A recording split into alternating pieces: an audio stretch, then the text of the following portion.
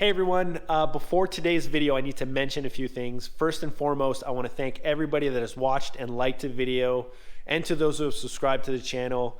It's insane to me that people are watching. It's actually a little bit crazy to me that I'm actually doing this, and I'll explain what I mean by that in a different video. But I just want to take a moment to say I appreciate you, and thanks for watching. So in today's video, you'll notice there's a lot of snow outside. That's because it was recorded back in February. And it's just taken me that long to release my videos. One of the mistakes I made was recording my whole day. So I have like 4 hours of footage every single day to sort of sift through and bring down to 15 minutes. That's taken a long time. Also, I'm learning how to edit. This is all new to me. So I'm hoping I'm going to catch up and you know, move on to different projects. So that's one thing. The other thing is, on that day, it was extremely cold outside, and I did not notice that my camera kept shutting off. I think I mentioned it once in the video, but I ended up losing a lot of content. I was actually debating if I should release this video or not, but it leads to me fixing the rear frame, so I felt it was important to still release it. It's going to be a little bit boring, but I hope you watch anyways. The next ones are going to be a lot better. So thanks again for watching. Let's get to the video.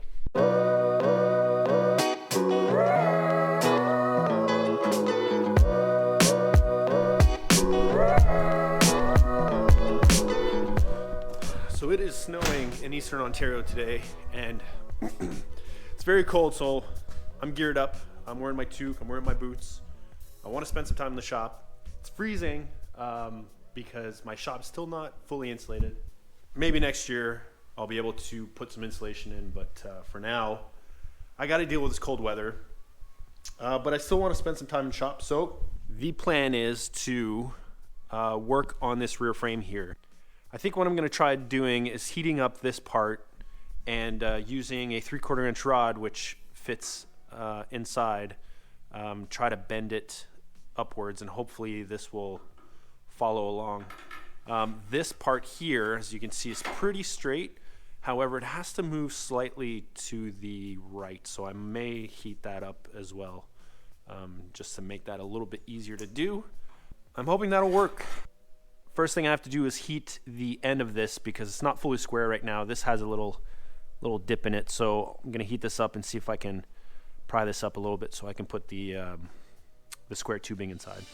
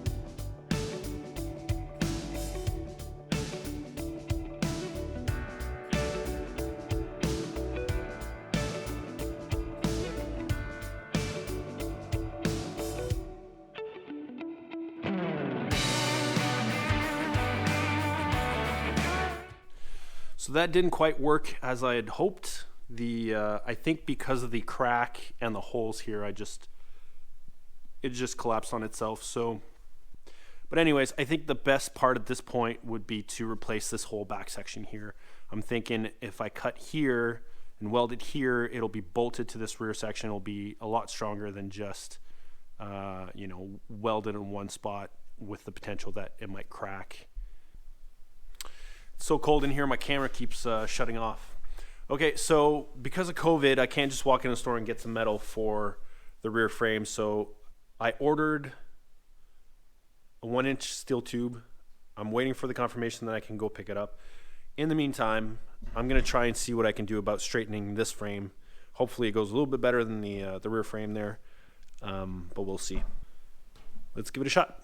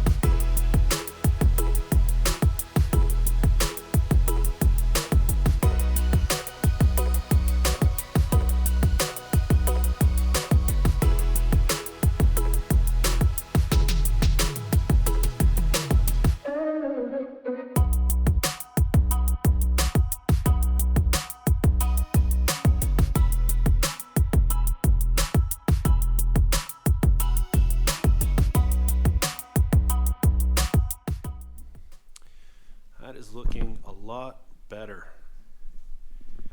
There is a slight, I'm not sure if you can see this, but a slight dip right here. I think I could just wedge it between two pieces of wood and knock it back down a little bit. But other than that, this is looking pretty good.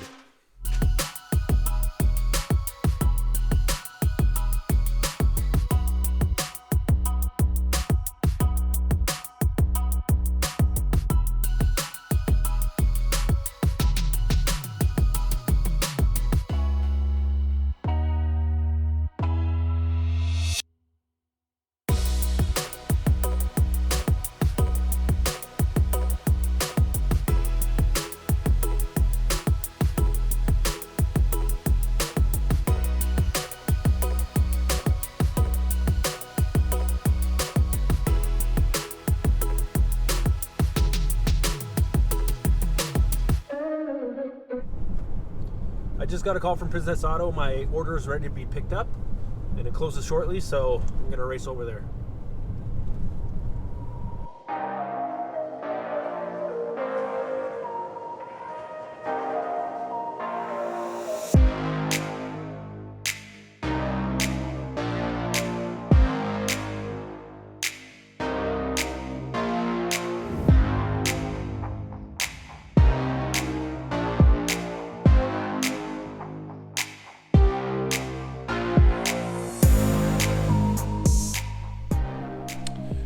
Okay, so I picked up some metal, 1-inch tubing to replace this section here.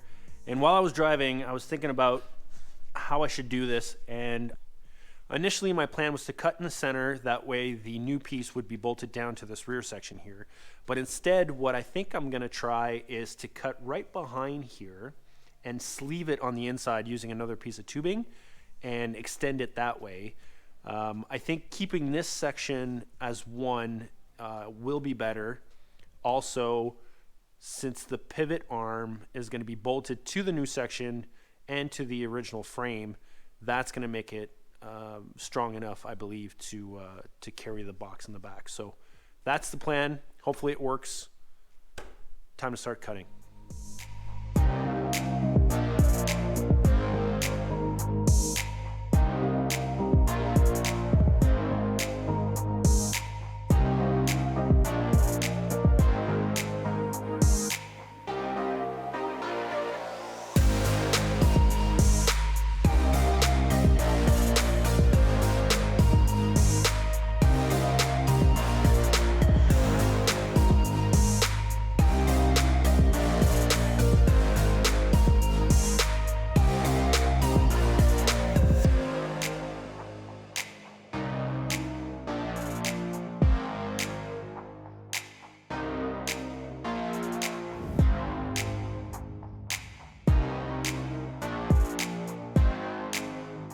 The issue I'm facing now is that this square tubing is actually kinked all the way to this bolt here.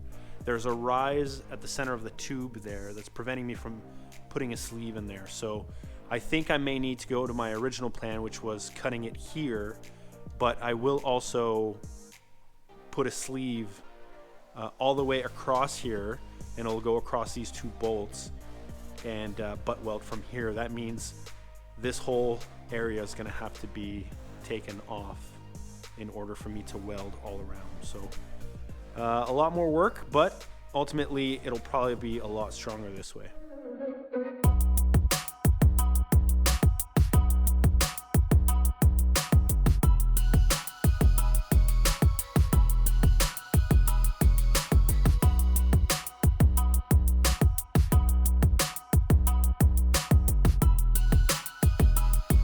You can see the kink here is the reason why I couldn't sleeve it from that spot. So this hole is not used for anything.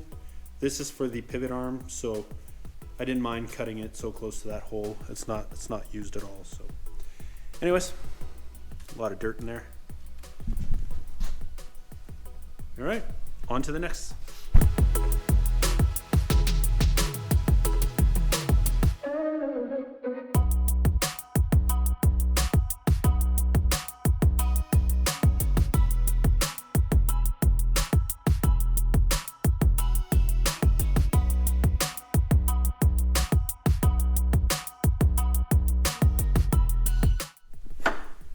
Okay, so this is looking pretty good. As you can see, I have a sleeve on the inside. That's going to be welded to both pieces, and then this is going to be welded together. Now, bolts are going to go through both, and I think that'll be plenty strong.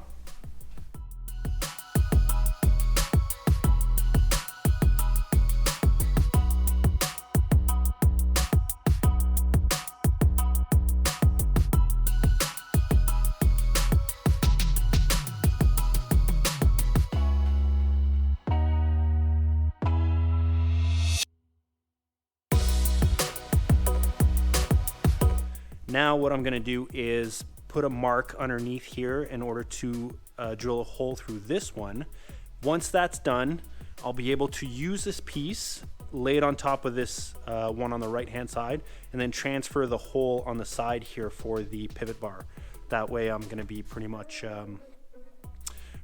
in line with where it needs to be. And so far it's looking good.